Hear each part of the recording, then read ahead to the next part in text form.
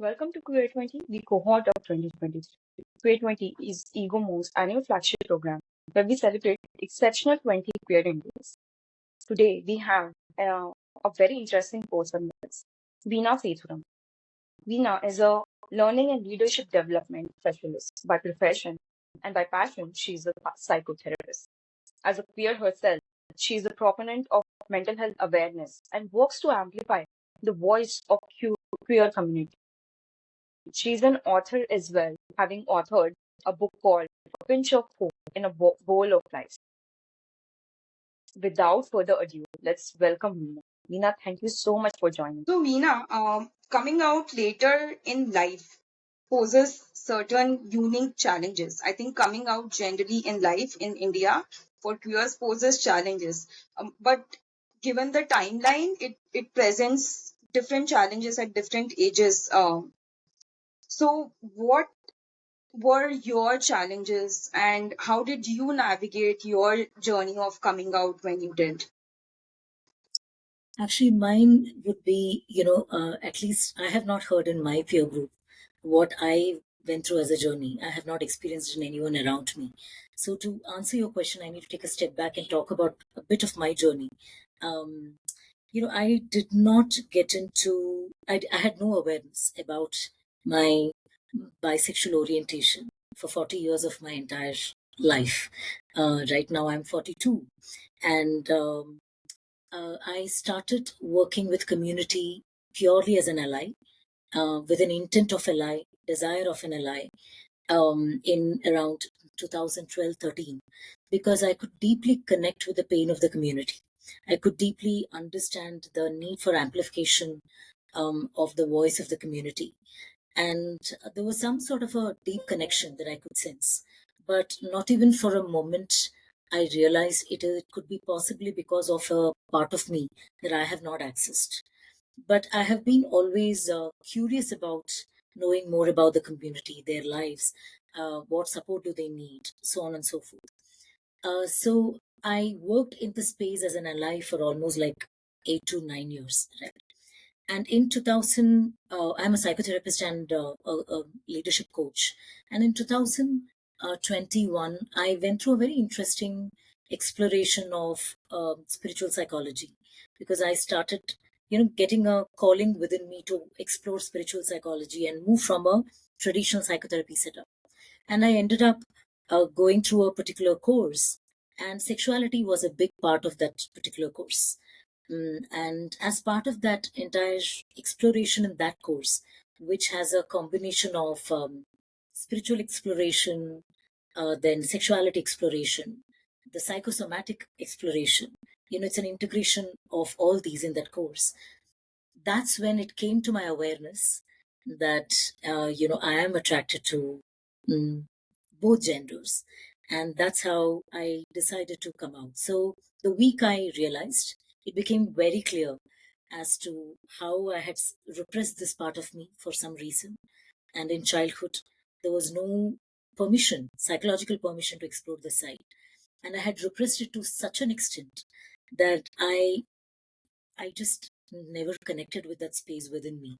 But when I got in touch with this side of me in that conversation, I realized, oh my God, this is so important for me to own this side.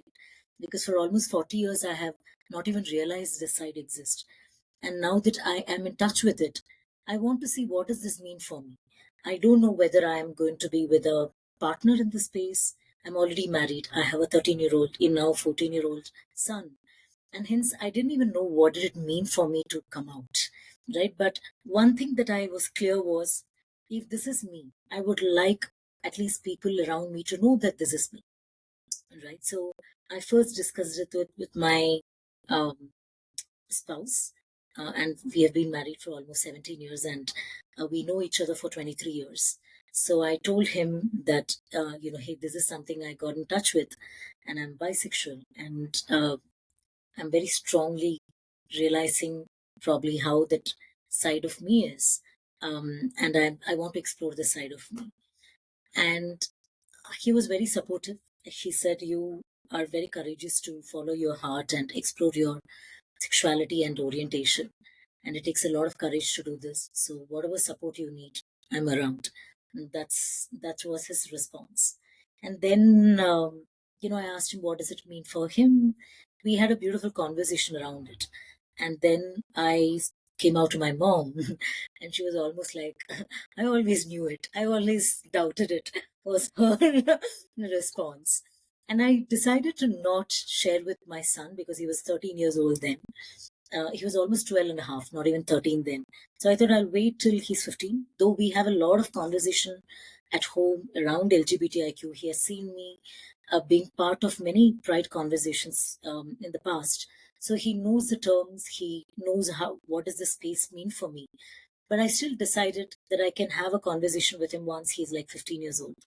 But after a couple of months, unfortunately, he came back to me and he said, I went to your LinkedIn, your Instagram post, and I know you came out to the world.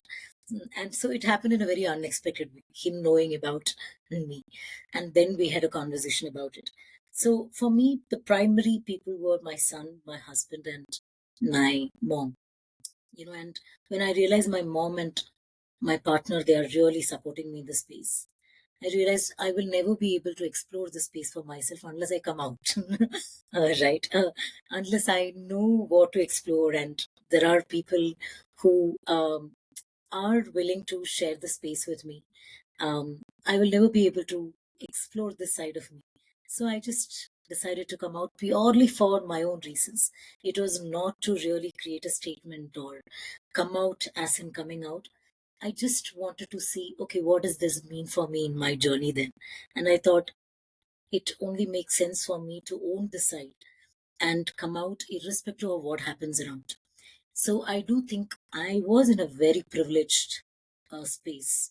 And rather than feeling guilty about the privilege, I'm very grateful and proud about the privilege that I had, because I know whatever I had co-created with my family and with my friends and the support I got, it was a co-created space, right?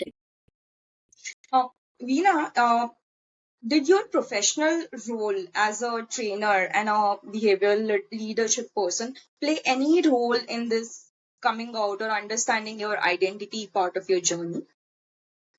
Yes, I do believe that it has played a big role um, in me, in me coming out and embracing this as part of my journey.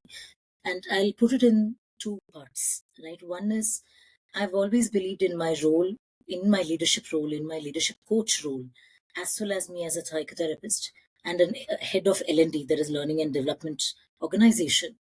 Um, as an individual in that space, I am not going to just preach, standing in front of people and telling them, what to do with life and how to engage with life. I want to really practice what I'm preaching. Right? So I'm deeply rooted to that value. And that really drives me to constantly question my decisions and how I'm engaging with life in itself. That's the first part of it. Second is, I realized it would be such a hypocritic, um, you know, s- space that I would be coming from if I have been constantly encouraging people to explore themselves and own themselves and own their darkness, own their light, and to seek support and co-create a world together. And then I'm afraid to come out in certain ways because I'm not willing to face the reactions. I'm afraid of what people will think. So I realized that unless I take this up for myself, now that I know that there is this part of me, I am not doing justice to my own values, and I'm not doing justice to myself. So that particular value on which I'm deeply rooted in the leadership space, I think that definitely um, nudged me further to come out. That's one major part. I also would like to add, I believe inclusion is common sense, and there is nothing called common sense. Right? This is my realization in my 20 years of career in corporate space and in general, because of the way we exclude people, of the way we put people in higher or lower pedestal, and not allow the um, equal pedestal conversations. So it made more sense for me to understand, okay, what does it mean for me to be seen and heard when I'm going through the shift? Yeah, so that was another reason why I wanted to, embrace this. So, Noina, you have worked with companies, and given the intersection of your identity that you come from, um, what would be your advice for corporate leaders, in striking a balance between actual allyship, actual solidarity, and performative techniques like, tokenizing, etc.? Okay, so couple of things. I would start with be curious. Just bring the basic element of curiosity as to why are some fellow human beings, whether in our own organization or in general, um, suffering in a way that we are not suffering. What is that suffering has got to offer to us? There could be a lot that we could learn from, the lives that we have not lived. And hence, if leaders can start with curiosity as a space, then suddenly we will realize that empathy, that um, that can be an integral part of a product development with the clients. If I were to bring it to a space of understanding LGBTIQ community, how much we can improve ourselves as leaders, right? And as I said, this is just one psyche. If I cannot show empathy here in this space and be curious about what a set of people are going through in humanity or in my own organization, I'm not going to be a great leader from understanding the product development and knowing the needs of my consumers. These are all interconnected. We look at it at a very different, separated lens, but these are deeply interconnected according to me. So start with curiosity. Um, Start with questioning around what does it mean for them to be them in a world where they are not accepted, or they are branded as not natural, or they are teased for small things like wearing a pink shirt or having a mannerism that is not what is actually they are supposed to have according to the conditioned mind. So I think if curiosity can be the foundation, rest everything can be built around it. That's the first one. Second is not to conclude anything as right, wrong, good, bad, because these are very, very relative. What is right for me may not be right for you. What is good for me may not be good for you. So who's to decide what is right, wrong, and good or bad? So not to put self on higher pedestal and look at things from a pedestal lens, but to really see it as not to conclude, not to jump into conclusion, but to really keep that mind open rather than closing it with a belief and conclusion. Right? Keeping that mind open to say, I don't understand this yet, but let me see how this is progressing, rather than quickly jumping into something as good, bad. Yeah. And that is very important for leaders to develop a strong support system for the community within the organization. Third is not to look at any initiative around the community as a tick mark, because there will be approval in the industry, and industry will be talking about, oh my god, this organization has this initiative and this kind of a, rather than looking at from an external validation point, looking from an altruistic point to say, what does it really mean for me to create an ecosystem where everybody feels belonged, where everybody feels safe? What does it mean for me to create a psychologically safe environment for my employees? To be able to bring a very altruistic desire there, rather than a performance vulnerability or a performative tick mark. Because then when you start with that intention, it will be shown.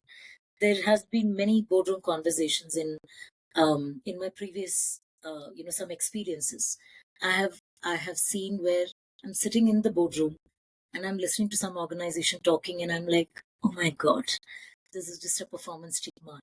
And it will be, you will be able to see through it over time. And when people come to me saying, hey, we are talking to you because we want a diversity candidate, it is like, it is like saying, we have like tick mark on certain aspects, and because of that we are reaching out to you, and that becomes a very sad experience, because then they are completely um, branding me, um, that only because I'm a woman I am being interviewed for a role, or only because I'm open and out there as bisexual and queer, that I'm fitting into some sort of a tick mark for them. And that's not how the conversation should be. In your journey, have you come across a particular instance, a particular example that you can share with us, which stands on the lines of, like, you have seen a great improvement, a particular strategy or a project being done really well for diversity, inclusion, and equity of queers? Actually, in my current role and in the last 5 years being in this role, I primarily deal with learning and organization development space, right? I do not handle the D&I space in the organization.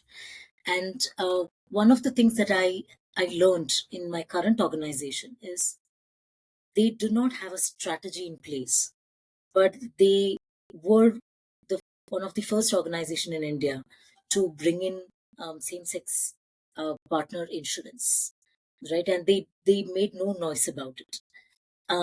They all sorts of dressing are allowed, and I have seen a huge space for the employees to be who they are and come into the organization the way they would want.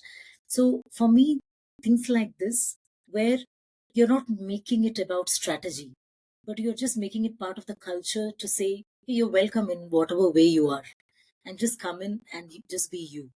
That in itself, I've seen creating wonders in my organization. And I wouldn't say it is because of a strategy. I would say this organization works with the soul in the right place, and that's why it is working the way it is working. And for me, my biggest unlearning has been,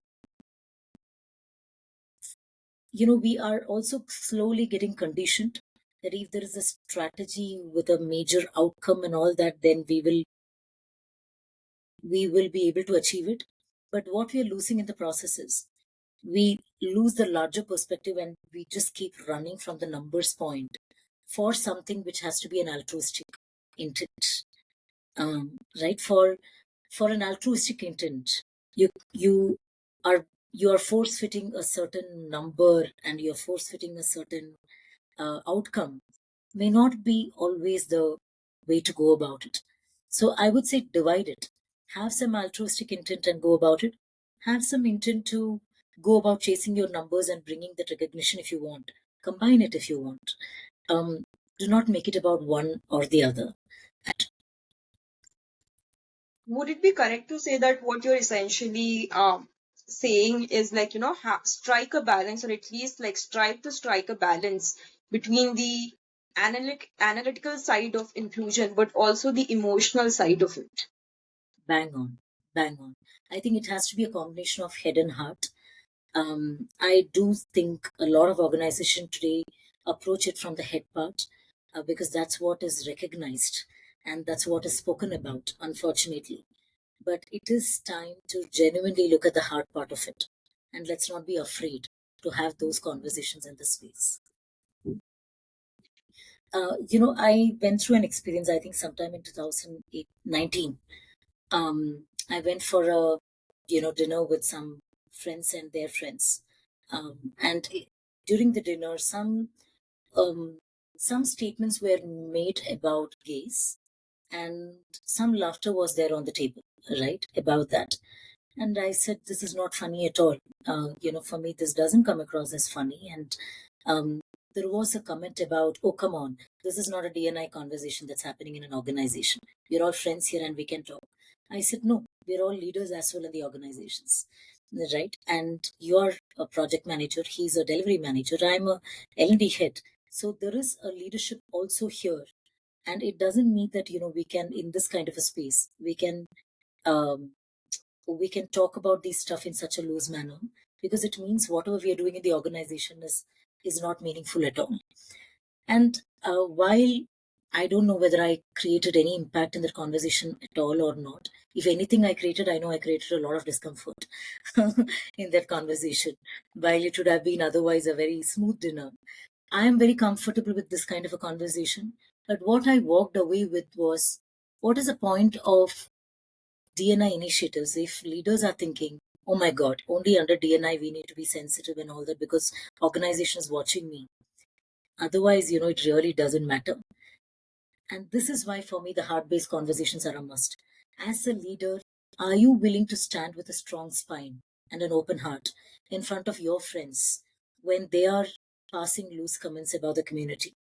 And are you willing to take a stand in front of them, not because um, not because you're just a leader, also because you truly believe in what your organization is doing, also because you believe everybody needs to be included.